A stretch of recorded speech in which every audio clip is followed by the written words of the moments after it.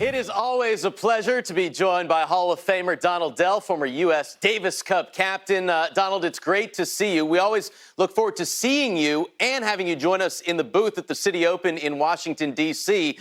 What's your feeling right now? Do you think we'll be able to have that tournament later this year? Well, I know actually that Mark Ein, the new owner, wants very, very much to hold the tournament, even without any fans. I think it's problematic. I think it's probably only about a 20% chance, Steve, because he wants to do it without fans. He's willing to go that way as the first one. But the real problem is flying the players over from Europe, from all over the world. That's the Hall of Fame tournament was canceled. Atlanta was canceled, and they haven't yet canceled Washington, which starts about July 28th and through the first week of August. But I think it will be canceled because I think the players are going to be a bigger problem, not just the fans. So I think it's probably 20% likely. Donald, Citi Open was one of the first tournaments that sort of combined men's and women's outside of the Grand Slams. There's talk now about a merger with the ATP and WTA. Your thoughts on that? Well, it's interesting. We ran a men's-only tournament, Jimmy, in Washington for 42 years. And then we got a new title sponsor, Citi Open, and they said, look, 51% of our clients are women, so we'd like a co-ed tournament. So we've had the women now about 7 years because of Citi. And I must tell you, the fans in Washington have really taken a strong, strong liking to the women.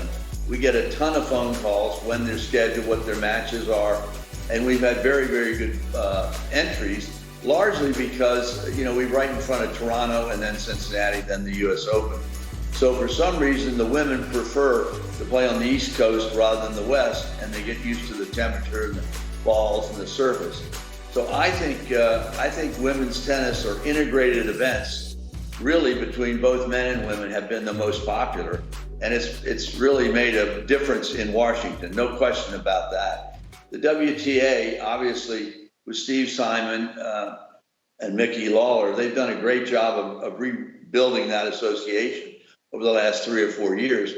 But the men always feel that they're sort of much older and stronger and more prize money to their tournaments. So I think there's got to be a bigger new thinking together. I think Steve Simon and the new ATP Tour Board chairman, I think both of them are friends. They want to work together. And I think you'd have a stronger game, a much stronger united game, if you had both the ATP and the WTA joined in some merger or form or fashion where they really coordinated dates. Because if you look around, Jimmy, I think you might agree with this, most of the big events, the really successful one, whether slams or 500s or even thousands, are generally co-ed. And I think that's the trend, and that's where you're heading.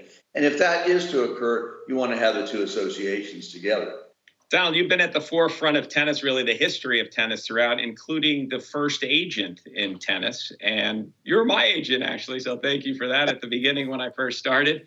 Talk a little bit about your favorite clients, not me. I think Arthur Ashe would have been one of your favorite clients. Talk a little bit about Arthur. Well, Arthur was the first client I ever had, and he had been on the Davis Cup team for 2 years in '68 and '69.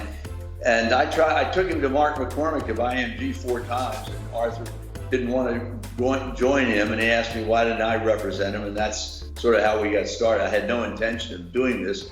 I was going back to a law firm I had been working in Washington. But Arthur is a special guy, and we really miss him greatly. He had a tremendous sense of integrity and character, and Stan Smith, of course, joined us shortly thereafter. And Stan and I have been working together for 47 years on the handshake, Arthur and I for 23 years.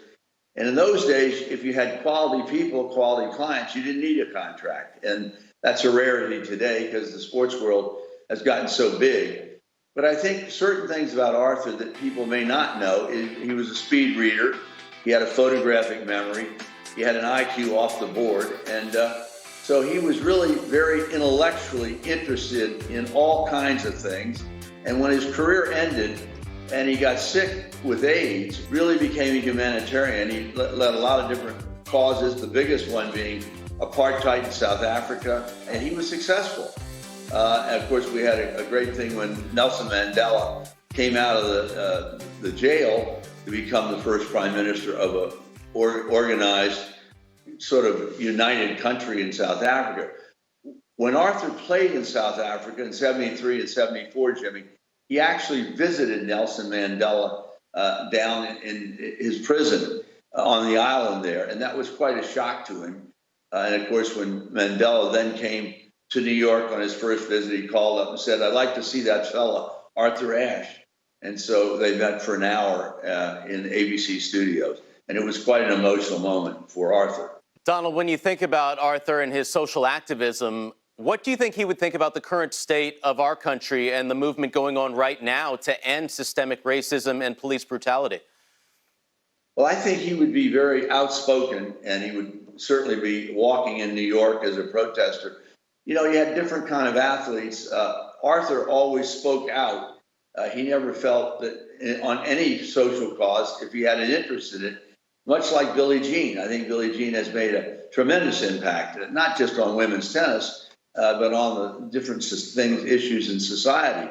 And Arthur and Billie Jean were great friends, and I think he would have been a very, very outspoken leader of that, just the way I think LeBron James has become.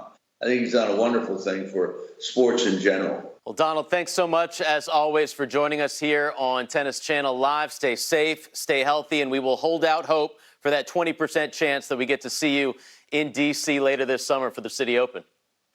Well, Steve, thanks for having me. Jimmy, it's great to talk with both of you. Can't wait to get back in the booth with you, Steve, somewhere along the trail.